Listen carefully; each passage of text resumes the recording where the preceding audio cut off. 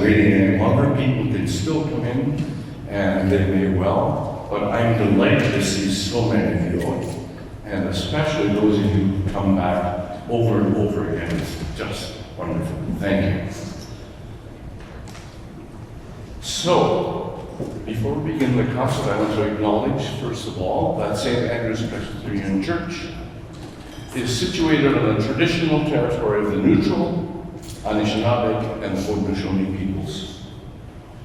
With St. Andrews, we recognize our responsibility to serve as stewards of the land and to honor the original caretakers who came before us. Our community is enriched by the enduring knowledge and deep-rooted traditions of the diverse First Nations, Métis, and Inuit Kitchener today. I also really want to let you know that I'm so grateful to St. Andrew's Church for the way in which they've welcomed the Art of Mélodie, not just this year, but last year. And I want to encourage you, if you're able, to support this very unique ministry in downtown Kitchener by making donations that will be received, by contributing to the Douglas House. Douglas House was a very dear friend of mine. Douglas House Music Ministry Enhancement Endowment Fund. You can donate online if you go to the St. Andrew's website, or you can make contributions in the white box back in the corner there, or there at the doorway where you enter. There are also envelopes available that you can enter your personal information so they can receive you that way. Thank you in advance for supporting St. Andrews in this way if you can, and supporting the Art of Leet, but really it's your presence here tonight that is the most welcome. Thank you so much. I want to take time, just a bit of time, to thank an associate of this endeavor, Gerald King, who was a singer last year in the Art of Leet, who made a contribution in memory of his wife, who was his collaborative pianist, in the form of the Carol King Memorial Scholarship to support collaborative pianists. 3 of our pianists tonight have benefited from that contribution. So, Jerry is not here. He's in PEI singing with a group of Renaissance choral singers. I want to acknowledge him, and also if you see him somewhere around, just thank him for that contribution.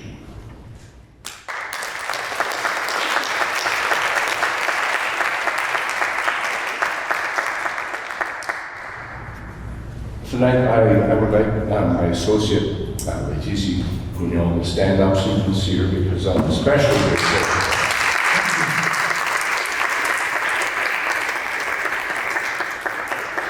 She has come now for 2 years to work along with me, with the pianists, in this pairing of singers and pianists, a really unique kind of collaboration in some of the best chamber music you can imagine, the best poetry that moved the best composers to set that poetry to music. And that's what you get to enjoy tonight.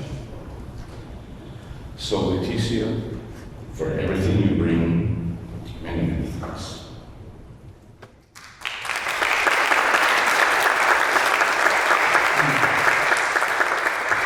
I want to thank all of you for being here, because you are so important to performance. Without you, there's no one to present what we do. So thank you. About this time next year, we plan to do something like this again. So mark it in your calendars.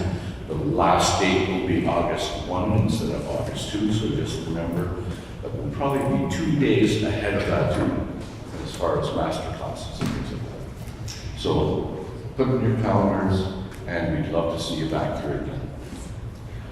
So we have 6 pairs of artists who will be performing for you, and as you know already, it's all French repertoire.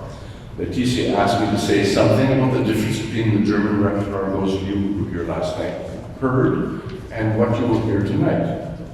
And after we were talking about what those differences would be in terms of, well, this is what the German repertoire would bring in terms of colors and text and the kinds of nuance from the piano and the way they would play the piano. And we talk about, well, and the French composers, it would be, first of all, the poetry would be, yes, expressive, but perhaps expressive in that cultural identity.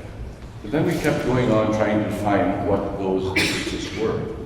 And after we were finished with all the stereotypes, German, French, we decided that basically we're all human beings and we express ourselves in our unique ways, each poet, each musician, and each performer.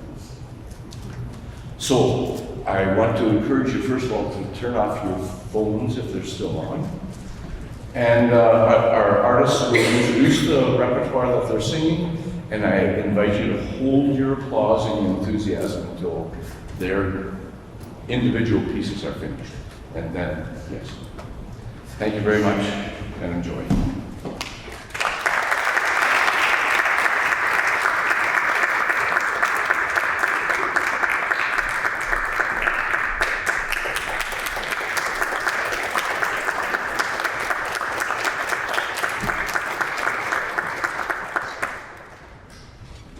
Hello, everybody. My name is Delaney, and on the piano is my dear sweet friend Natalia. Tonight we have 3 pieces for you. Mandoline by Fauré, Sanglots by Poulenc, and Madrid by Pauline Viardot.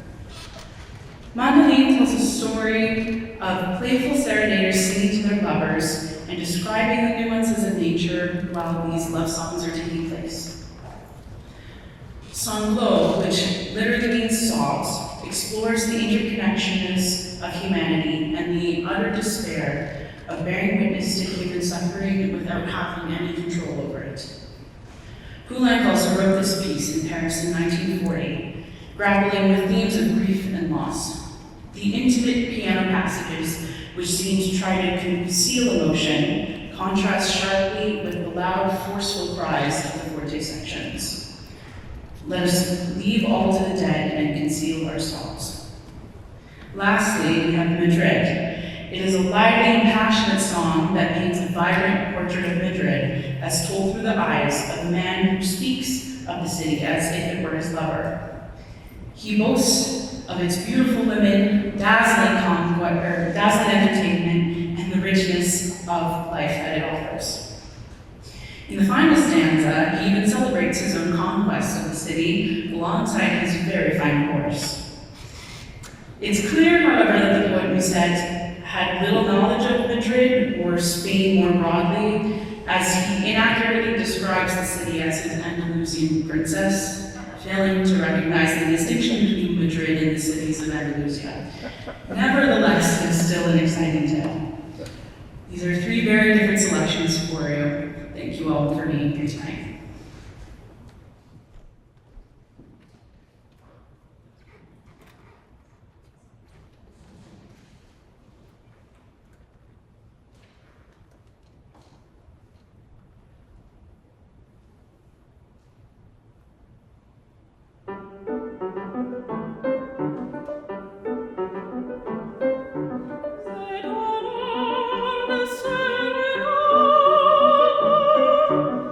Séléné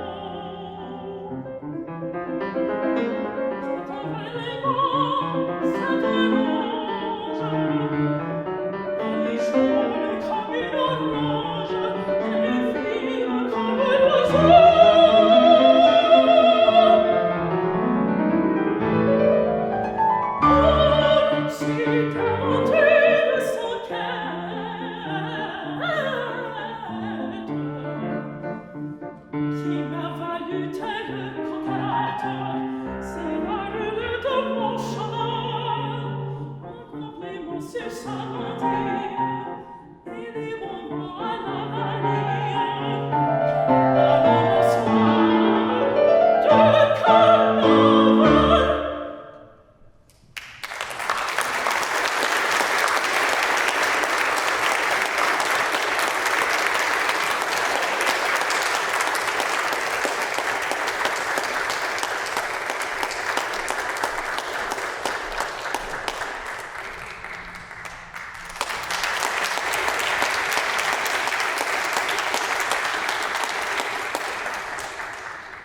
Good evening, everyone. My name is Matthew Black, and this is my collaborator, Gavin Yeomans. Today, we will be presenting the full cycle of L'Horizon Chimérique by Fauré, written by the wonderful poet Jean de la Vie de Mermont. Now, this poet lived in a port, grew up there, and it was his dream to visit distant lands. This is reflected within this cycle that is not plagued, or plagued in some parts by metaphors of the waves and the sea, but these dreams are only to be cut short by his untimely death in the Great War. This set is all about dreams, departures, loss, and all their metaphors. And it's also a journey of an ambitious yet tormented soul. We begin with La Mer est infinie, the first song. We begin on the shore, on the port, looking out over the cliffs at the waves beating the rocks. And this sets the scene for a sea-filled set. The poet's dreams are presented in a joyous yet somewhat bittersweet moment, as it seems they are somewhat lost. We then find ourselves with the second song, suis, embarqué, on a massive ship, a Vaisseaux, that's slowly swaying and rocking the poet to and fro. And like the record leader, this is about escape. Our poet, this escape could be the sea, this escape could be death, but it is another world. And he goes on to talk about how when he was on the land, he felt that he didn't have a soul, he just suffered. He wants only the sea, he wants only the wind to cradle him and just to stay there and escape from his life. And then we find ourselves in the third song, pitch darkness except for the moonlight. We're still at sea, but we're floating in a vast expanse of waves without a sight of the port, even in the limpid light of the moon. It's this same moon that the poet calls to, Diane, Séléné, moon of beautiful metal that reflects to us through your blank face the sun whose loss we mourn. He resents the moon for its irresponsiveness, its clarity in his troubled life, but he yearns for the moon all the same, because it's that same clarity that's unattainable that he yearns for, and that he finds peace at, only when he's at sea. The fourth song is a surprise I'll explain later.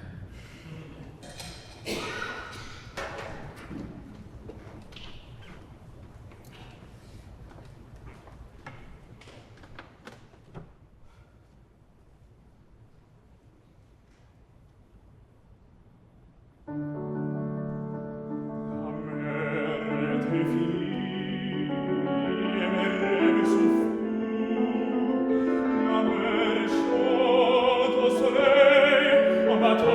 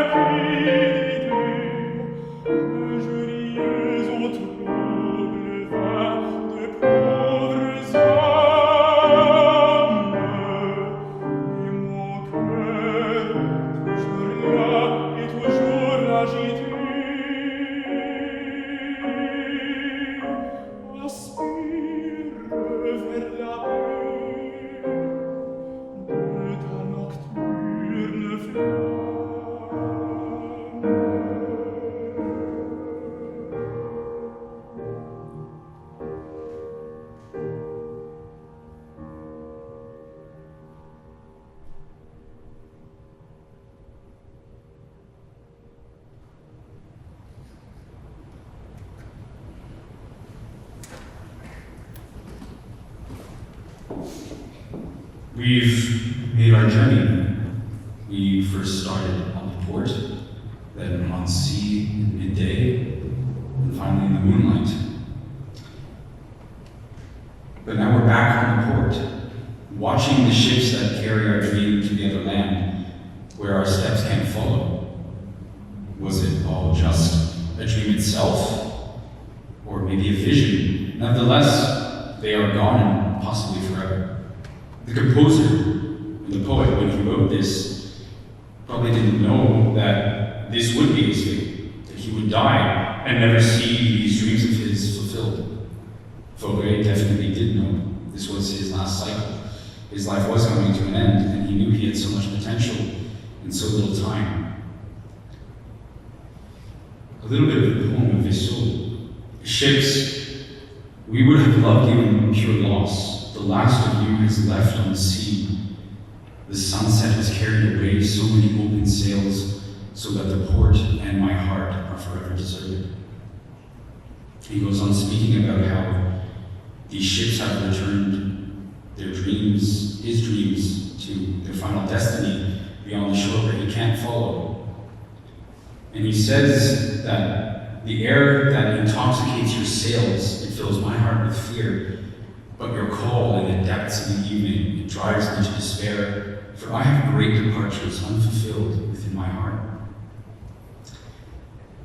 Nevertheless, the poet and the composer surely knew that they would see distant lands one day, to follow the ships where their earthly feet could not follow, and to come to rest in a distant land.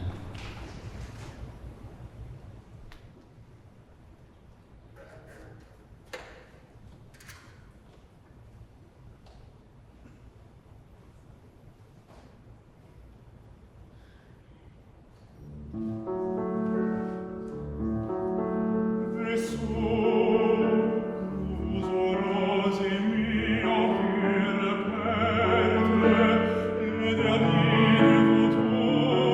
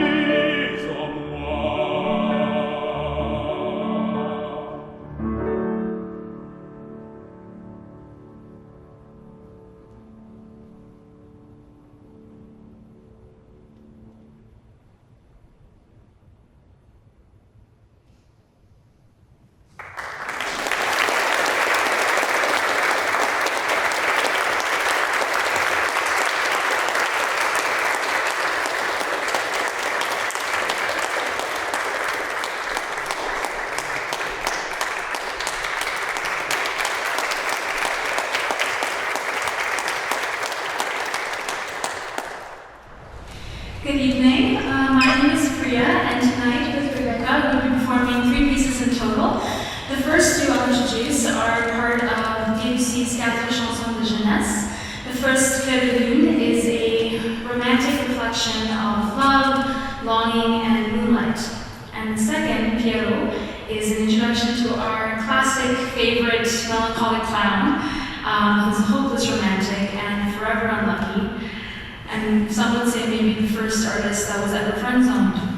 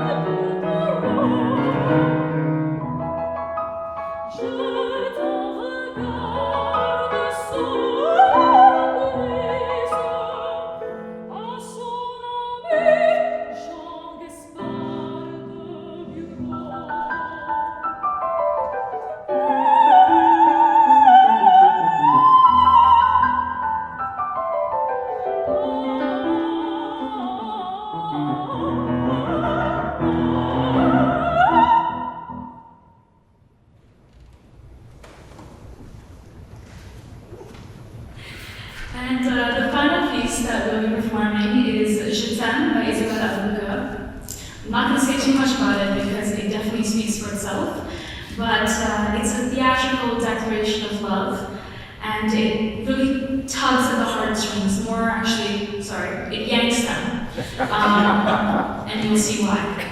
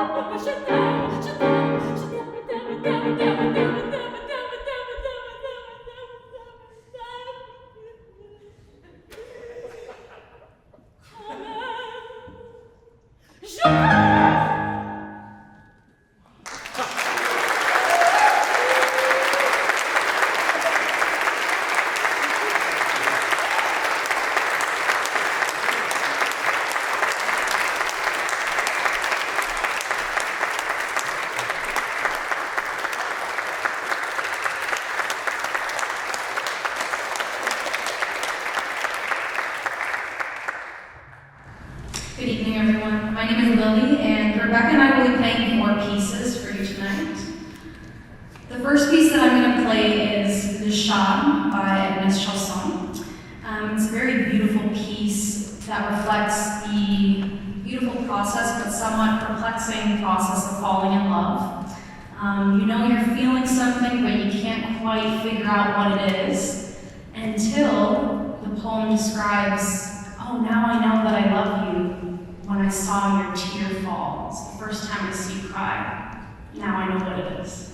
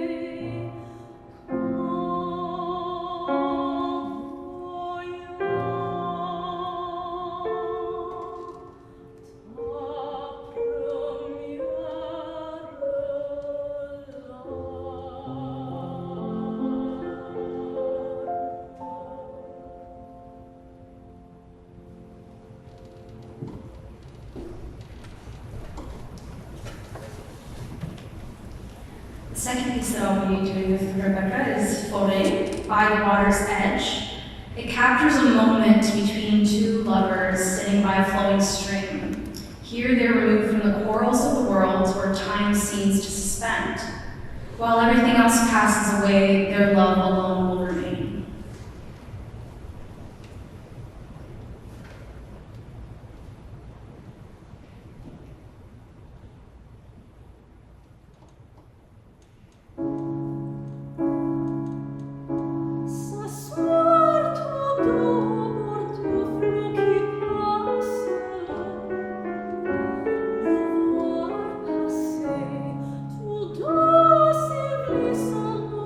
Jamais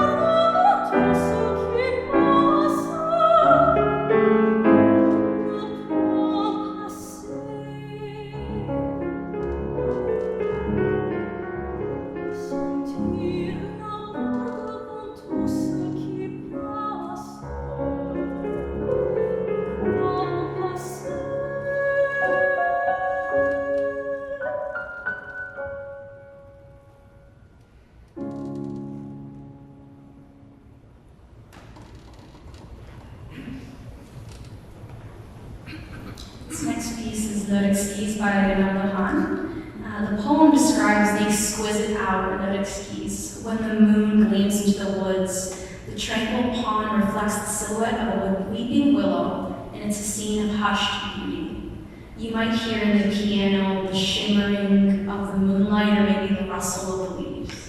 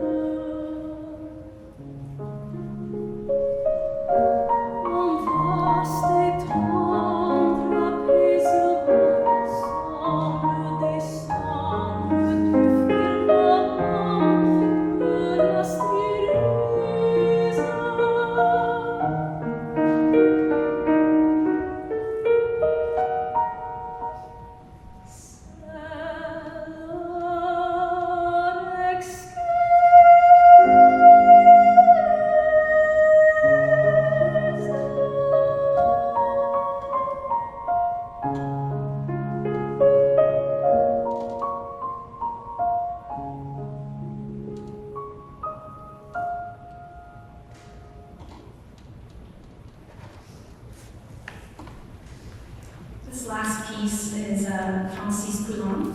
It's called Champêtre, a pastoral air evokes a rural scene. The narrator recalls a beautiful spring and a nymph whose face he once contemplated.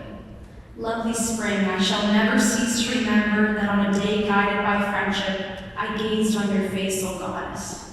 Had you but remained this friend whom I mourn, O nymph, to mingle once more with the breeze that caresses you, and to respond to your hidden waters.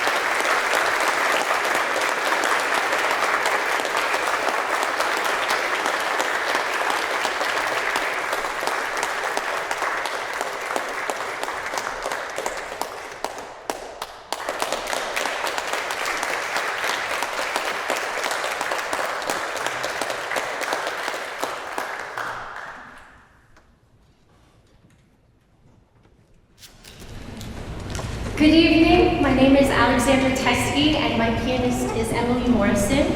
We will be sharing a set of 4 Mélodies with you. Ernest Chausson set the poetry of Le Conte de Lille to music in Le Colibri, which translates to the hummingbird. The lyrics tell of a hummingbird that dies from drinking the nectar of a flower, drawing a parallel between that and the poet's desire to die from the first kiss of his beloved. Green by Claude Debussy is the 5th of 6 songs set to the poetry of Paul Verlaine in the song cycle Ariets Oubliées. The song depicts the emotions of young love, with the lover expressing his hope that his gifts, especially his heart, will be accepted. Les Cloches, the Bells, is also a composition by Debussy based on a poem by Paul Bourget. The lyrics describe the sound of distant bells and the narrator's recollection of happier times. Set to the poetry by Reynaldo Hahn, Après un rêve is one of Fauré's most popular French mélodies, often transcribed for different instrumentation. It was written after his fiancée Marianne Viardot ended their engagement. The song describes waking from a wonderful dream of a lover to the harsh reality of life as it is without that person.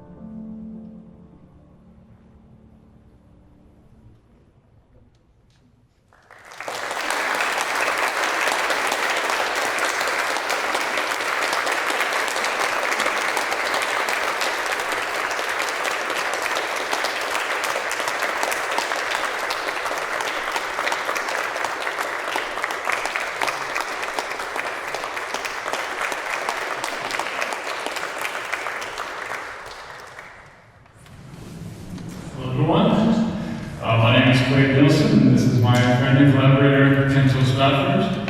And tonight we would like to perform for you a collection of songs by Debussy, which is set to the text of some poems written by Pauline. And we actually just heard one of the songs from this set. Alexandra and Emily just played Green, which is the 5th song in the set, so we're very excited that we're able to complete the set for you tonight. So the first song in the set is called C'est l'extase langueuse.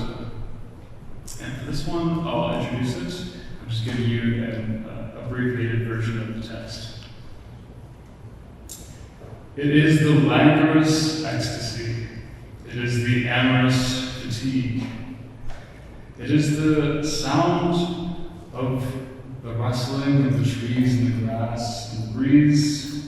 It's the sound of the pebbles rolling at the bottom of the stream. This soul which laments and dormantly moans, it's ours, isn't it? Mine and yours, which exhales this humble anthem on this mild evening.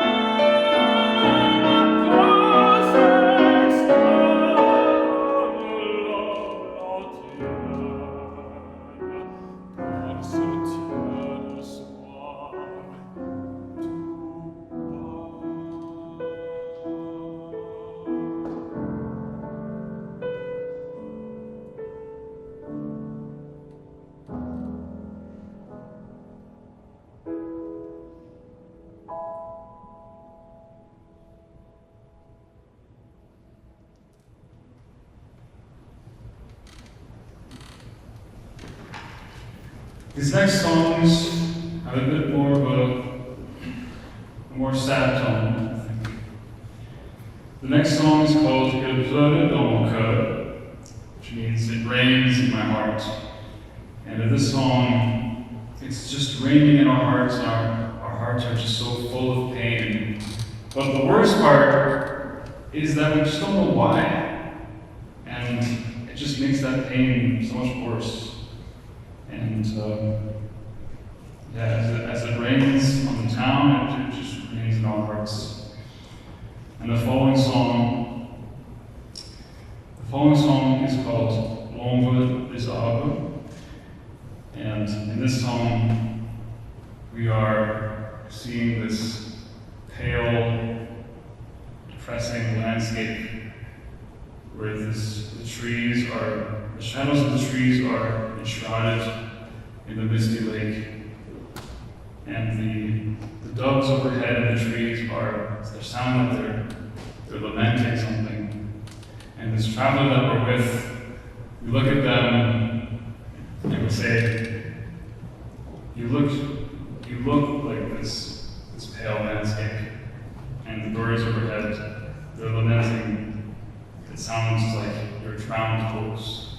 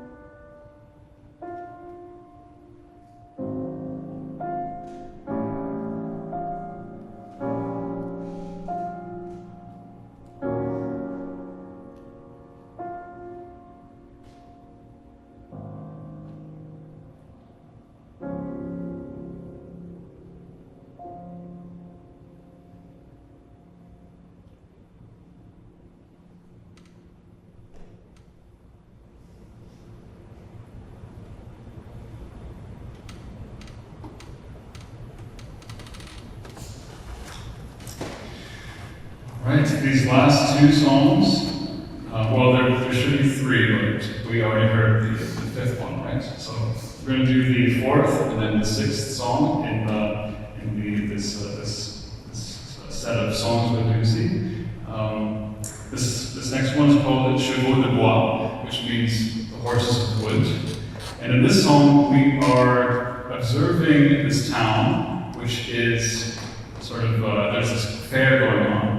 And we're seeing all the children and the people in the fair sort of enjoying themselves, having a good time. And the horses of wood are just going around. It means the merry-go-round, the horses of wood. And the children are playing on the merry-go-round. The faces are they're all red, and the mothers are watching, pale because they're terrified. And you know, there's the boys chasing the girls, and just everyone having a great time. But there's something not quite right. There's pickpockets around that are sort of looking for their opportunity in the crowd, and there's this sense that there's something not quite right. That the people are sort of being chased around by the horses of their hearts, of their souls. It's almost like their desires are just chasing them around in the circle, like the merry-go-round. And at the end of this song, everyone goes home for supper, and the night sky appears with the stars. But the church sadly rings its church bell, and we hear what could be the sounds of war drums in the distance. And then our final song,